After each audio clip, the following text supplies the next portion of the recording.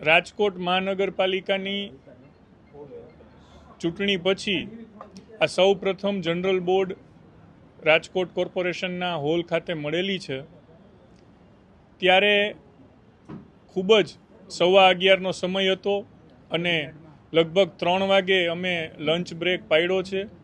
કુલ 20 corporator દ્વારા અલગ અલગ પ્રશ્નો પૂછવામાં આવ્યા હતા અને એના પેટા પ્રશ્નો પણ કોર્પોરેશનના નિયમ મુજબ બધાને પૂછવા દેવાની સંપૂર્ણ છૂટ આપી છે। કોઈપણ જાતની પક્ષાપક્ષીથી પર માત્ર રાજકોટના લોકોના હિતમાં ચર્ચા કરવાનો આગ્રહ રાખ્યો છે। અમુક કોંગ્રેસના મિત્રોએ રાજકીય ઈરાદાથી પ્રેરિત સભાગૃહમાં વિક્ષેપ પાડવાનો પ્રયત્ન કર્યો હતો।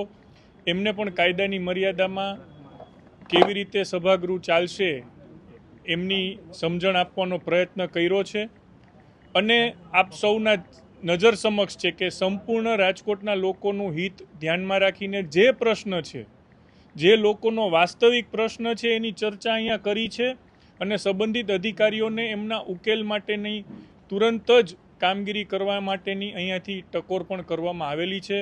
મ્યુનિસિપલ કમિશનર પણ હાજર હતા અને એમના ધ્યાનમાં પણ બધા જ પ્રશ્નો આવ્યા છે અને જનરલ બોર્ડની આ માહિતી પછી તંત્ર ખૂબ સારી રીતે લોકોના પ્રશ્નો ઉકેલવાની દિશામાં કાર્યરત થશે।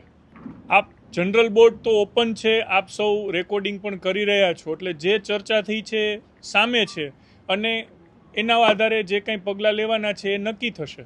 એમણે એ પ્રમાણેનું સંબોધનના સ્વરૂપમાં કર્યું છે, પરંતુ બાકીના કોર્પોરેટરોએ બહુ સ્પષ્ટ કીધું છે અને જે કંઈ વાસ્તવિકતા છે એની ચર્ચા જનરલ બોર્ડમાં કરીએ છીએ, કશું છુપાવવાનું છે નહીં। આપ આગામી દિવસોમાં આના આધારે એક્શન ટેકન રિપોર્ટ જોઈ શકશો અને જનરલ બોર્ડ દર મહિને મળવાનું છે, એટલે આગામી મંથમાં પણ જ્યારે જનરલ બોર્ડ મળશે ત્યારે એની સંપૂર્ણ પગલાં લેવાની ચર્ચા પણ થશે અને વ્યવસ્થાપન એ થોડી ધીમી પ્રક્રિયા છે, એટલે દરેક વસ્તુનો આજને આજ ઉકેલ ન આવે, પરંતુ એ ઉકેલની દિશામાં શરૂઆત કરવી બહુ મહત્વની છે। એ અધિકારીઓએ જોયું હશે, સમજ્યું હશે અને આગામી દિવસોમાં એમને કેવી રીતે કામ કરવું એના આધારે એને ખબર પડશે।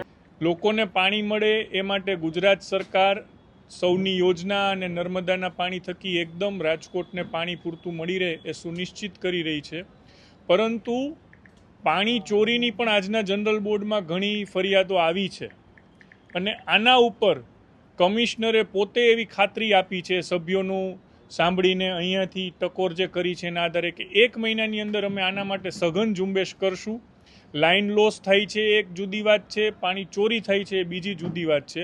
પાણી ચોરીની દિશામાં તંત્ર દ્વારા સઘન ઝુંબેશ શરૂ કરવામાં આવશે અને રાજકોટના સૌ લોકોને પણ વિનંતી છે કે ક્યાંક ને ક્યાંક પાણી નહીં મળતું હોય હાડમારીના સંદર્ભમાં કે અન્ય કોઈ વધારે પાણીના ઉપયોગમાં જો તમે કાંઈ આવી પ્રક્રિયા પાણી ચોરીમાં સંમેલિત હો તો મહેરબાની કરી અને એમાંથી દૂર થજો, કારણ કે ક્યાંક ને ક્યાંક તંત્ર કાર્યવાહી કરે અને પછી ફજેતો સહન કરવાનો આવે એ કોઈ માટે હિતકર નથી। જે નિયમ અનુસાર કાર્યવાહી થતી હશે એ બધી જ કાર્યવાહી થશે। એટલે વિપક્ષને કદાચ એમની સમજણ બહાર હતું કે બોર્ડ શાંતિથી આવી રીતે ચર્ચા થશે, એમને પણ પૂરતી તક આપી હતી, પરંતુ ક્યાંક ને ક્યાંક એમને સસ્તી પબ્લિસિટી માટે થઈને આવો પ્રયત્ન કર્યો હશે। એમને કાયદાની અને સભાગૃહની મર્યાદામાં રહેવા માટે ટકોર પણ કરી છે અને એ પછી એ લોકો સમજ્યા છે અને અત્યારે શાંતિથી સભાગૃહમાં બેસી અને કાર્યવાહીમાં ભાગ લઈ રહ્યા છે અને વિપક્ષના સભ્યોએ જેટલી વાર હાથ ઊંચો કર્યો છે એટલી વાર એમને પ્રશ્ન પૂછવાની તક આપવી પણ છે। એટલે જે મેં ફરીથી કહું છું કે જે પ્રશ્ન કે સમસ્યા કોર્પોરેટર દ્વારા રજૂ કરવામાં આવી છે એ તંત્રના ધ્યાનમાં પણ સ્પષ્ટપણે આવી ગઈ છે, કારણ કે આ જનરલ બોર્ડના માધ્યમથી રજૂ કરવામાં આવી છે। કોર્પોરેશનનું સૌથી સશક્ત સત્તા ધરાવતું બોર્ડ એ જનરલ બોર્ડ છે અને આના માધ્યમથી આવેલી દરેક રજૂઆતો એને તંત્ર ગંભીરતાથી જ લેશે। હજી સુધી નથી આવ્યો, બધો ખ્યાલ છે, પરંતુ અત્યારે જનરલ બોર્ડની ચર્ચા છે અને જનરલ બોર્ડમાં હજી સુધી પ્રશ્ન નથી આવ્યો। અત્યારે 3 વાગ્યા છે, 3 થી 3:30નો લંચ બ્રેક ડિક્લેર કર્યો છે અને કુલ 20 કોર્પોરેટર દ્વારા પ્રશ્ન પૂછવામાં આવ્યા હતા અને એક કોર્પોરેટર દ્વારા 2 થી 3 પ્રશ્ન પૂછવામાં આવ્યા હોય તો અત્યારે 12 પ્રશ્ન પૈતા છે।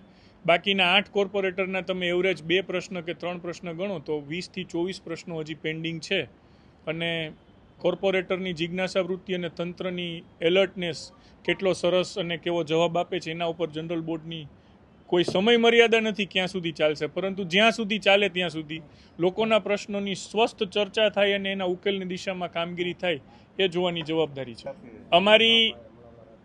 પાર્ટી અને ગુજરાત સરકાર દ્વારા લોકોના હિત માટે જનરલ બોર્ડ કેવી રીતે ચલાવવું એની જે એમની સાથે ચર્ચા થઈ છે ને એમના માર્ગદર્શન મુજબ જનરલ બોર્ડ ચલાવી રહ્યા છીએ. અને આપ જોઈ રહ્યા છો કે લોકોના હિત માટેની જે કંઈ જરૂરી સ્ટેપ છે અમે લઈ રહ્યા છીએ. સાંજ સમાચાર ફેસબુક પેજને લાઇક કરો, વિડીયો શેર કરો અને વધુ વિગતવાર સમાચાર માટે sanssamachar.net વિઝિટ કરો.